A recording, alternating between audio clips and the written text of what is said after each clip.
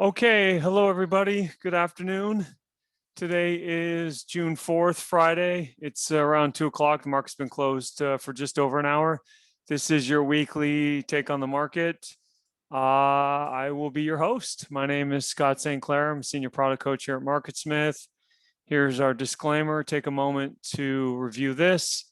We'll mention some stocks, trying to get we're trying to help you to make these decisions on your own. Educational purposes only. All right, here we go. The lights, tough, hard to know. Today was a great day in the market, Friday.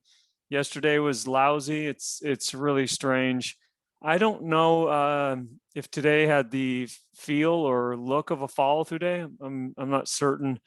For the Nasdaq, we'll look at that. It looks like the action was follow through like, but was the volume up? It's too early to tell. We've only been closed for an hour, but it's neither here nor there. The market's kind of in a big range bound area. The leadership is really bifurcated. There's a lot of different leaders, but it's hard to know where the true leadership is. Is it resources, energy? Is that going to be a long runway leader? There are some tech stocks acting really well. We'll talk about one of them in the three stocks. And then, what's most important to me is, am I making progress? Is my portfolio in the green or moving? I don't track it week to week. I do track month to month, but I don't track it week to week because I don't want to micromanage it that way. But it's sort of, since I have this light thing, I've got to come up with something. So I just kind of go with it. I think I've made pretty good progress this week with a couple of names. All right, so the markets, let's get into these. Here is the NASDAQ. And, so today was up 1.5% roughly. The volume, look, it's too early to tell. So the volume is not complete. But if I look at the NASDAQ 100, the volume is higher than the previous day. So you do have, kind of that look and feel to it. Let's go back to NASDAQ. It's underperformed. Like the last time you made a high at 14,175, you made a new high at 14,211. You have a negative divergence there, right? The relative strength is lower than the previous. And so now you've got, I don't know, today's, you haven't taken out this high, but you've had a really strong day. It's still down here. If we take out this high, I would really hope that the RS line could take that out. If that didn't happen, wow, I don't know if I've ever seen, kind of that type of thing, three highs with lower relative strength in the NASDAQ. That would be very confusing to me. So if we take out this high, we better get some RS. Otherwise, I don't know. I don't know how I would want to play that. The S&P 500, oops, I don't know why that happens every time. That looks like a closing high or very close, maybe just a few inches from a closing high. It's in an uptrend. There's nothing more to say about that. The Russell building a base, it's going sideways above all the moving averages. Emerging markets, again, above all the moving averages. You got this base, but all the indexes are at worst neutral. It's hard to argue. If you want to be bearish, you're really kind of just your one kind of thing you'll hang your hat on is the relative strength of the NASDAQ. That's the one thing. If you want to be bullish, you've got a lot of indexes out there that are new highs, but you need merchandise. So that's the most important thing. The industry groups, let's just jump into it. You don't need to see the slide. And retail, consumer, electronic is the number one group. Not my favorite group. Why? Well, there's only 4 stocks in there. That's a problem.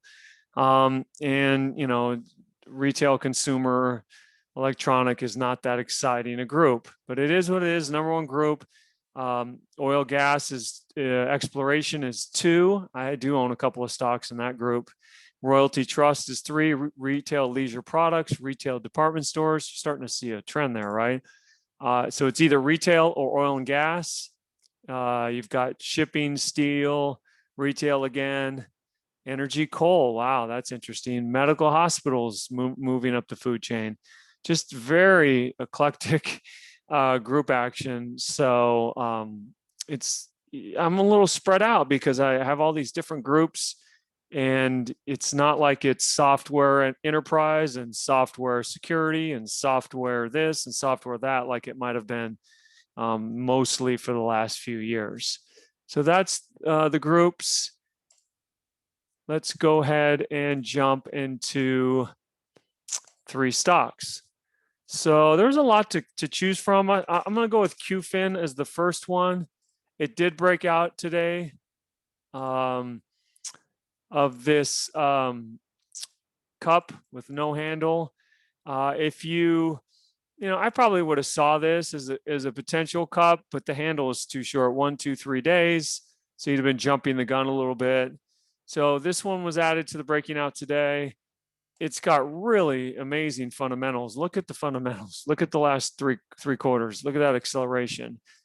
The revenue is the opposite way, which is something to think about. But the earnings are really strong. It is Chinese, and so some people might say, that's an issue for me, and so be it. But the proprietary ratings and the earnings and sales and the strength of the stock, everything is there. It does not have sponsorship, which bothers me. I prefer it to have some sponsorship, but it is what it is. It's not really that big a company. So if I don't see sponsorship, first thing I think of is, well, how big is it? The market cap is not really super big, but that's a name that's acting super well with a nice breakout today. Let's go to NVIDIA. This is the stock that just refuses to go down. Look at the last few quarters, accelerating earnings and sales. What a great company. The group is so poor, yet this stock is making new highs. It reminds me a little bit of Apple, how it just kind of marches to its own beat. Super sponsorship. Tricky. If you bought it there, you got stopped. If you bought it there, you got stopped. If you bought it there, you got stopped. That can happen as they get later and more mature. That's why I like to buy stocks off the moving average if they're more mature, bigger companies like a Google or a PayPal or NVIDIA, something like this. Easier said than done, but you might have tried it off the moving average here. If you didn't sell it, you'd have got stopped, but then you could try it again. But on the daily, you have this little cup, and so if you bought that there, you'd be up 8% in 5 days. The main thing is it's, again, I'm gonna highlight the fact that you have some crosswinds. There's reasons to be bearish. There's reasons to be bullish, which is why if you listen to the podcast, I just said it's okay to be neutral, right? You don't have to always be one or the other. I don't know why you have to be one or the other. So, but this is strong. I can't argue with the strength in this stock. So that makes me want to be long stocks if this is happening. And I don't own NVIDIA, but I watch it for that reason. Last but not least, here's an oil and gas stock that broke out, Penn, Virginia, and you've got your power from pivot flag, so it went up 20% in 4 days. Let's go to the weekly. You don't have any fundamentals, at least not the ones we'd prefer to have. So it's a little tougher, hard to know, the turnaround story, which is why if I'm going to buy oil and gas, I usually spread it out. So instead of having 15% in XYZ, because I think that's the leader, I might have 5, 5, 5, and 3 stocks in oil and gas, which is kind of what I have. I think I have, I think I might have, no, I got rid of one. So I have 3 in this area that I started with 5% positions. I just let the market tell me which ones are best. So this one came across my radar. I don't remember how I found it, but you could see a really good pattern.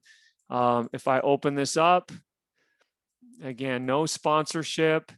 Let's go to the weekly chart. Really small company, even smaller than QFin. So it's hard for a Fidelity Contrafund or T. Rowe Price or Lord Abbett to have a position in this stock. But so that's the thought process. I'd prefer to have this, but if it's not there, then this kind of explains it. It's actually pretty. Look at the float; it's only 15 million shares. So maybe something that I can trade, but Fidelity Contra, he might love it, and it's like, well, what can I do with it? I can't build a position in that. And you might say the same thing. I might say, I would never be interested in this. No liquidity, Scott, too small. No problem. But I would watch it or watch these stocks just so you can get a feel for the group, how the group is acting. Are they following through on breakouts? Are they acting good? SBO is amazing strength. Denbury, that's the stock that never pulls back. So there's a lot of strength in this group. All right, let's go to the quote of the week.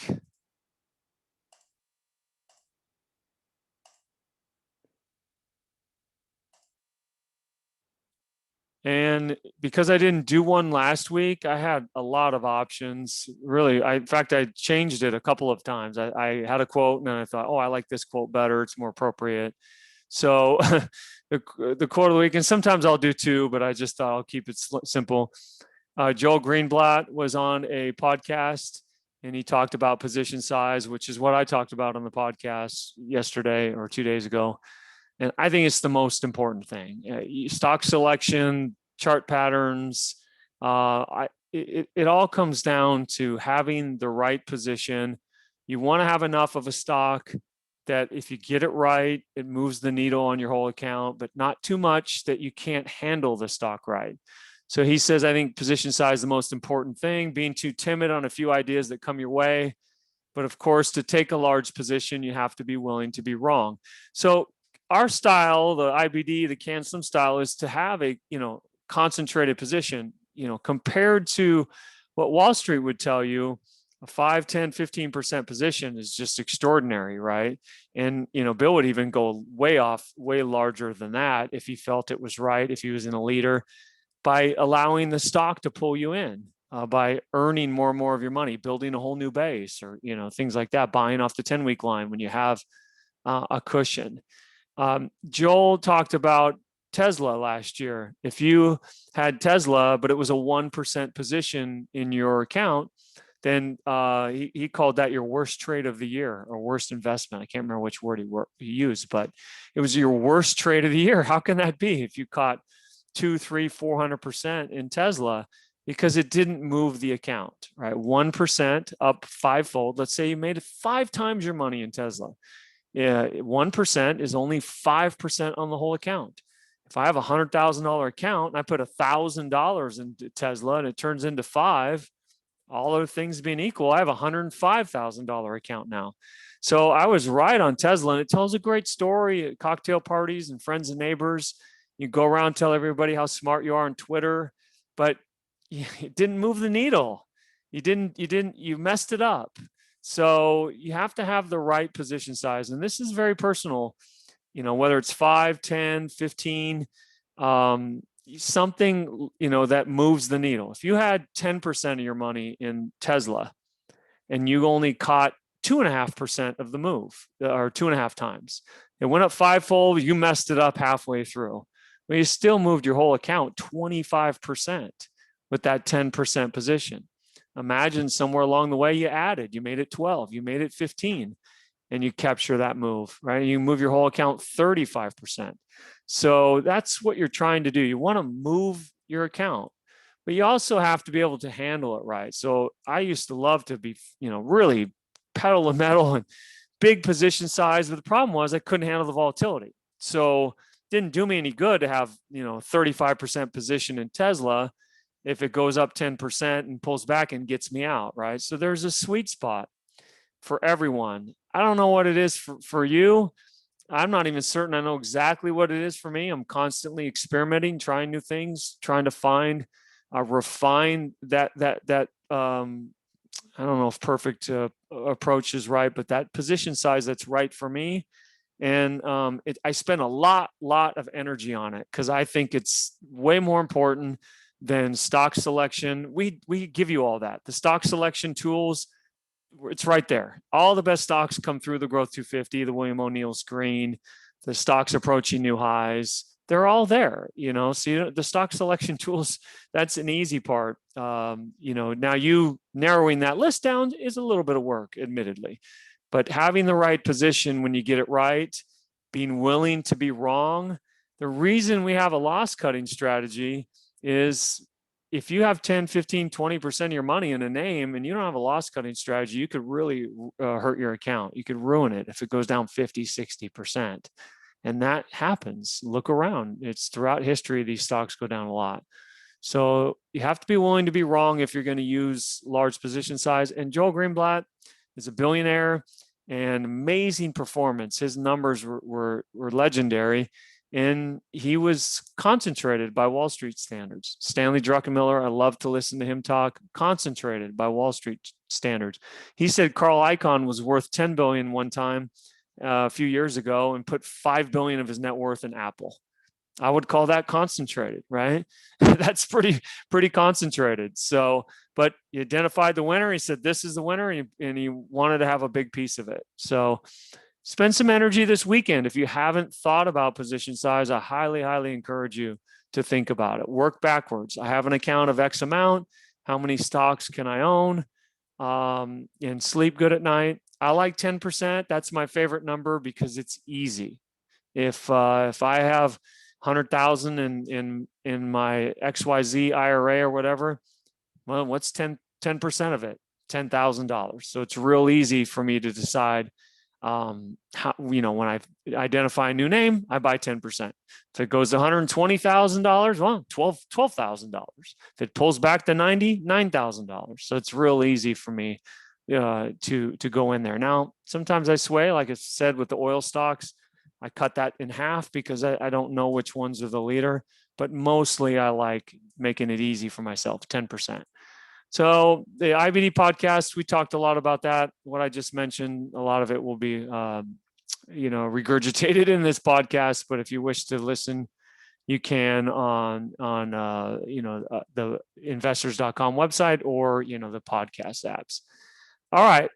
Hopefully I didn't go too long on this one, but here's our contact information. Reach us at marcusmith.com, 800-831-2525. Have a great weekend, everybody, and we'll talk to you next week. Thank you.